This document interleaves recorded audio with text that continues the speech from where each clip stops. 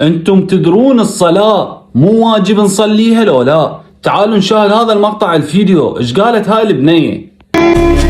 شوف أنا دائما أقول فشي إن الله لا ينظر إلى أعمالكم بل ينظر إلى قلوبكم. طول ما أنا قلبي نظيف، ما عندي نية سوء باتجاه أحد، ما أحكي على أحد، ما أخذ طيبة أحد، أحب أساعد الناس، فمو معناها إنه الصلاة راح تدخلني الجنة يعني 100%.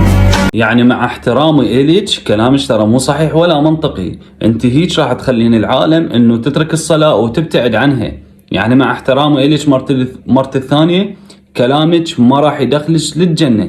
اذا هذا كلامك اللي جاي تقولين عليه الصلاة مو واجبة والصلاة يعني خلينا نقول مو كلش قوية بالنسبة لي، اهم شيء اعمالي، لعد هاي العالم بعد ما تصلي ولا احد يطبق الصلاة. اهم شيء يسوون شغلات زينة واعمال صالحة ونروح ندخل للجنة وراسنا مرتاح. زين الله سبحانه وتعالى ليش خلانا الصلاة؟ على مود نعبده ونتذكره بيها. صحيح لو غلطان اني؟ والصلاة عمود الدين. واكو آية قرآنية تقول، حافظ بس هالجملتين، واقيموا الصلاة وآتوا الزكاة. هاي طبعا آية قرآنية انا ما حافظها، بس معنى الكلام هذا انه لازم تصلون ولازم تزكون. وصلت الفكرة يا اختي العزيزة؟ هذا الكلام مالتش ترى مو منطقي، وهذا الشيء ترى غلط. يعني حاولي تعلمين الناس على الشغلات الصلاة وغير الصلاة ولا آخره. وكل الحب والاحترام إليك. ويا حبايب قلبي، الصلاة عمود الدين، واهم شيء الصلاة بهاي الحياة.